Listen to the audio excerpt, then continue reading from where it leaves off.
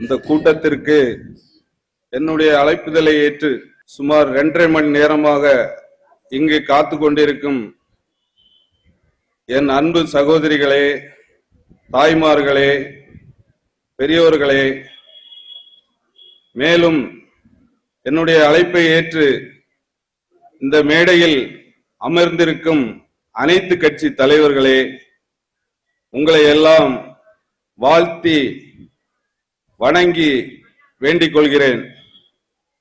நான் சிறு வயதில் மிகவும் கஷ்டப்பட்டேன். அது இந்த உலகத்தில் சொல்லி மீளாது. அது என் இதயத்தில் பதிந்து விட்டது. அன்றைக்கு பதிந்ததுதான் இன்றைக்கு நான் அதை பிரதிபலிக்கிறேன், இன்னும் பிரதிபலிப்பேன்.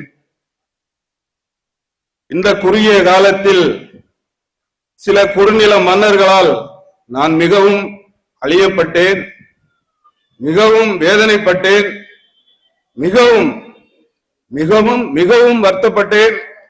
என்னை சார்ந்தவர்கள் அனைவரும் என்னையும் தவறாக நினைத்தார்கள். ஆனால் அதில் எந்தவித உண்மை இல்லை என்று நாகர்கோவில் நீதிமன்றம் எனக்கு நல்ல ஒரு தீர்ப்பை கொடுத்திருக்கிறது. நான் பெரிய குபேரனுக்கு ஒன்று பிறக்கவில்லை. சாதாரண என்னுடைய அப்பா, என்னுடைய அம்மா. நான் சின்ன வயதில் சாப்பாட்டுக்கு கஷ்டப்பட்டவன். அந்த சாப்பாட்டை கஷ்டப்படும் போது சிலர் என்னை சாப்பாடு வாங்கி தந்து நான் சில இதுகளை நான் ஏற்றுக்கொண்டிருக்கிறேன். அதனுடைய வழிதான் இன்றைக்கு என்னால் 2 மாணவர்களாவது படிக்க வேண்டும் என்று என்னுடைய இதயத்தில் ஆழமாக பதிந்திருக்கிறது. இதெல்லாம் ஒன்றும் நான் கொடுத்து உங்களுக்கு ஒன்றும் ஆக போறதில்லை.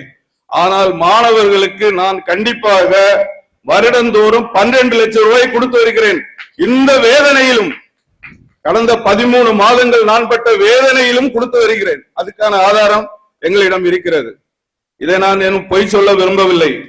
ஆனால் இந்த 100 ரூபாய் 200 ரூபாய் மொபைலை வைத்துக் கொண்டு அவனுக்கு சகோதரி இருக்கார்களா, தங்கை இருக்கார்களா, இதெல்லாம் எனக்கு யார்? எல்லாம் சகோதரிகள் தான். நான் தவறு செய்யவில்லை. ஒரு சூழ்ச்சியில் நான் விழுந்து விட்டேன். அதனுடைய வலியை நான் இன்று உணர்ந்து கொண்டிருக்கிறேன். என்னுடைய 2 பிள்ளைகளாலும் என் மனைவியாலும் இதை சொல்லி மீளாது. சந்தோஷமாக வாழ்ந்த குடும்பத்தை அழித்துக் கொண்டார்கள். இதை நான் எந்த காலத்திலும் மறக்க மாட்டேன். இதயத்தில் ஆழமாக பதித்து வைத்துள்ளேன். இதனுடைய ஒரிஜினல் ஆதாரங்களை என்னுடைய தம்பி நம் தமிழர் கட்சி சார்ந்த சீலன் அவர்களிடம் இந்த ஆதாரத்தை நான் ஒப்படைக்கிறேன். ஏனென்றால் என் தம்பிக்கு தெரிய வேண்டும் நான் எந்த தவறும் செய்யவில்லை என்று. இந்த 1000 பேர் கூட்டத்தில் என் தம்பியிடம் இந்த ஆதாரத்தை நான் ஒப்படைக்கிறேன் சாட்சியாக.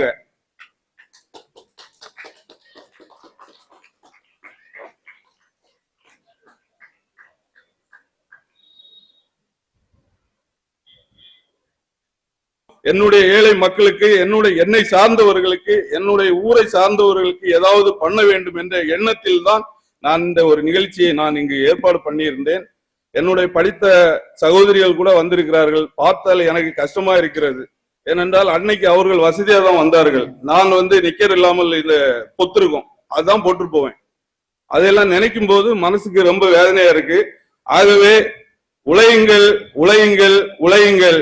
அதில் 1000 குறைகள் சொல்வார்கள், 2000 குறைகள் சொல்வார்கள். இதையெல்லாம் தாண்டி நீங்கள் உழைத்துக் கொண்டே இருங்கள். அந்த உழைப்புக்கு ஒரு வெற்றி கிடைக்கும். அதே போல் நான் இன்னும் ஒரு சில விஷயங்களை சொல்ல வேண்டிய இருக்கு. நாகர்கோவில் நான் 13 மாத காலங்கள் இந்த ஊரில் இல்லாத போது என்னுடைய குடும்பத்திற்கு முழு ஆதரவாக இருந்தது என்னுடைய மாப்பிள்ளை பெஞ்சமின். அதற்கு அடுத்தது என் குடும்பத்திற்கு முழு ஆதரவாக இருந்தது செல்வகுமார் அவர்கள். அதாவது என்னுடைய சகோதரி ஏஞ்சலின் சரோனா அவருடைய கணவர் மேற்கு மண்டல தலைவராக இருக்கிறார். அவர் என்னுடைய குடும்பத்திற்கு நிறைய உதவி செய்திருக்கிறார். அவரை நான் என்னாலும் மறக்க மாட்டேன். என்னால் வாழ்ந்த குறுநில மன்னர்கள் அளித்தார்கள். அன்று சுரேஷ்ராஜன் ஒரு அமைச்சர் என்னிடம் சொன்னார், நீ செய்கிறது உனக்கு கழுத்தில் கத்தி வரும் என்று சொன்னார். அதே மாதிரி என்னுடைய கழுத்தில் கத்தி வந்தது. 2016 நான் செய்ததை நினைத்து பார்க்க வேண்டும். அதை நினைத்து பார்க்காமல் என் குடும்பத்தை அழித்தார்கள். இதையெல்லாம் நான் கண்ணீரோடு சொல்கிறேன். நான் கண்ணீர் விட்டு மீண்டும் சொல்கிறேன், என்னை அழித்ததற்கு கூலி உங்களுக்கு இறைவன் கண்டிப்பாக கொடுப்பார். மேலும் இந்த கூட்டத்திற்கு வருகை தந்த அனைவரையும் வருக வருகை என வரவேற்று தாழ்மையுடன் கேட்டுக்கொள்கிறேன். என்னுடைய அழைப்புக்கு ஏற்று இந்த இடத்திற்கு வந்து என்னை சிறப்பித்ததற்கு அனைவரையும் வருக வருக என வரவேற்கிறேன்.